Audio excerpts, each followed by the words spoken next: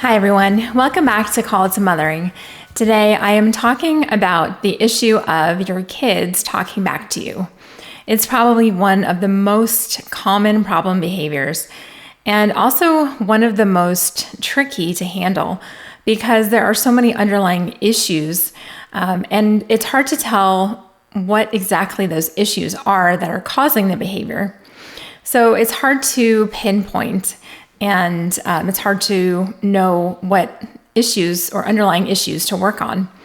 Backtalk is actually a broad term that encompasses a whole host of disrespectful responses from children. It doesn't only have to do with the words that they speak and the tone of voice that they use.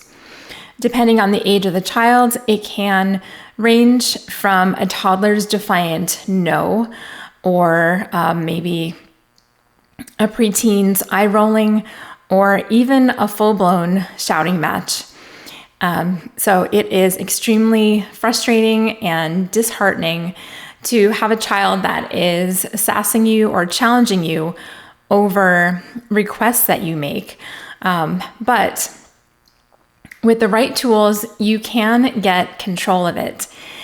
So today I want to give you 7 things that you can do to stop your kids from talking back. But before we get into that, please go ahead and subscribe to my channel if you haven't already, and also ring that notifications bell so that you know anytime I upload a new video. So now let's get into those ways to stop your kids from talking back. First is teach them ways to express their opinions politely. When things are calm, teach your child an appropriate way to respond that isn't disrespectful.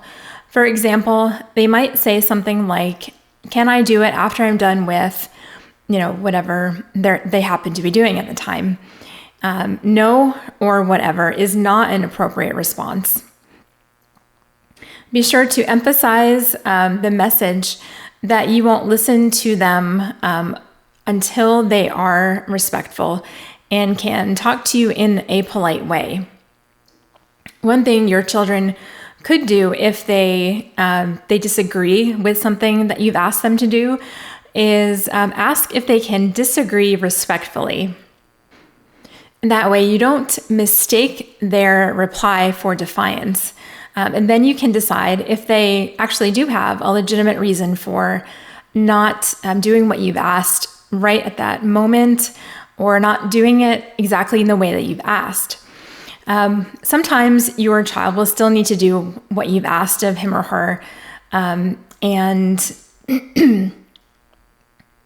but at least they will have had the chance to get their feelings heard, make their feelings known. And they were given a chance to be heard. And that's really important for kids to be known and seen by their parents. And you also want to make sure that when your children do communicate properly, that you are rewarding them for this good behavior. So at the very least, say thank you for responding appropriately. You should also set a good example. So much of our kids' behavior and their speech reflects our own, how we talk to the people around us, our husbands, our friends, and how we even talk to our kids. They are like little sponges, soaking up the things they see around them. And so it's important to be a good model for them. It's important to take stock of your own language and make sure that you are communicating respectfully to other people and to your children as well. Also, your kids are no doubt watching TV and movies, and also probably different channels on social media. And it's actually it can be funny for children on these shows to disrespect their parents, to sass them and be sarcastic. And so that makes for really good TV, but it's not appropriate for your kids to do in real life. And they may not understand that difference. So it's important to point out those characters' behaviors, how they're talking to their parents and other adults. And so you can talk through those things with your kids and make sure that they know that it's not good behavior to copy.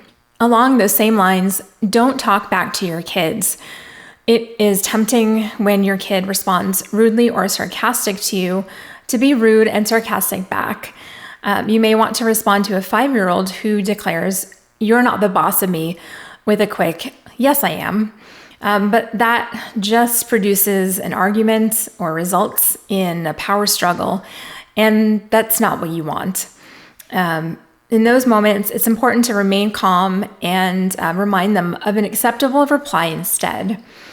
So, for example, when you ask your daughter to finish her math homework and she screams, "You're not the boss of me," don't slam your hand on the table in anger, no matter how tempting it may be.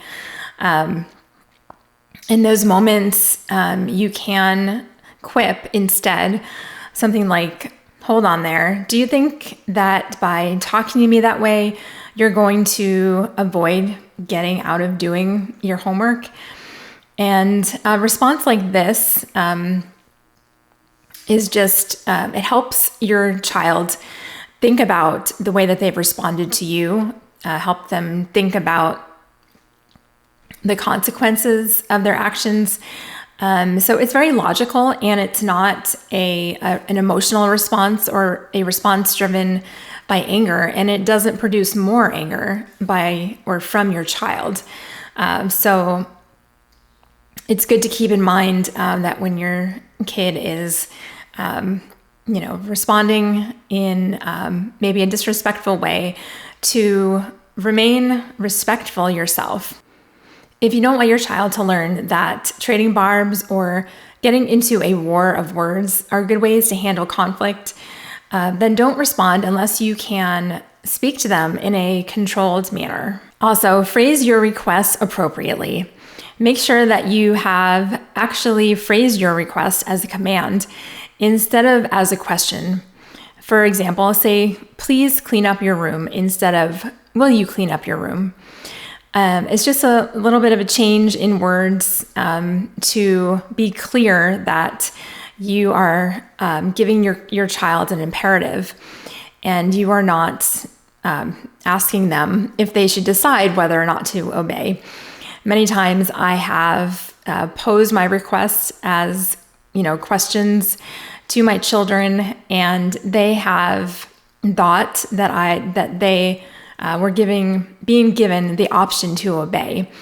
And so I needed to be very clear with them in the way that I spoke.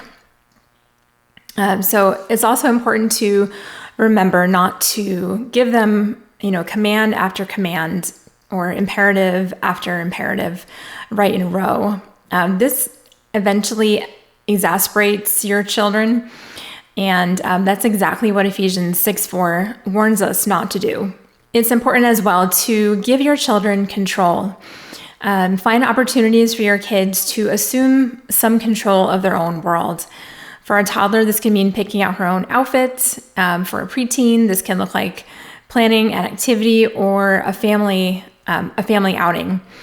One of the biggest reasons that our kids talk back is because their need for power isn't being met, and they want to feel like they're in some control over their own world.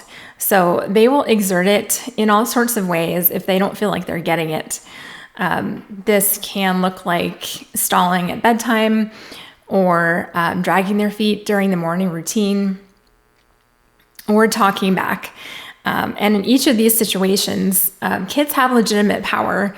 They can't be forced to eat their broccoli. They can't be forced to pick up the pace in the morning. And as much as we wish otherwise, we can't control what comes out of their mouths. Just as important is spending quality time with them. One of the reasons that kids mouth off is because they don't feel connected or secure. Children ultimately don't rebel against rules. They rebel against a lack of relationship. So make a point of engaging with your children one-on-one. You can do go on different outings that each child is particularly interested in. And this helps build strong relationships between you. And it also opens up natural lines of communication, natural opportunities for them to tell you what they're feeling and thinking. I found that if my kids are getting a little bit cranky in their responses to me, they need their love tanks refilled. So I take those cues and try to put aside what I'm doing and just focus on them and give them some undivided attention for maybe an hour or so. And this spending quality time with them does wonders for changing their behavior. And finally, enforce consequences. Overlooking disrespectful behavior time and time again can often encourage more of the same. So you have to stand firm when your kids sass you or use unkind words. Be sure to communicate the consequences of backtalk ahead of time. By knowing upfront what it will cost, your kids can see how avoiding those things will be beneficial to them. Consider adding extra chores or taking away screen time when your children do talk back. When you're enforcing the consequence, also remind your child of the link between it and the backtalk. For example, when you choose to speak to me like that, you don't get to go on the play date. And it's also important not to waffle, but to stand firm and to make sure that you are being clear and serious with your children. I know that following through with consequences is hard, but it's the only way that your kids know that you're serious. So backtalk is extremely frustrating and disheartening when your kids are sassing you and being disrespectful and challenging you over different requests. But with these tools, you can get control over it and you can diffuse it. So thank you so much for watching and listening. And remember, you are not just a mom.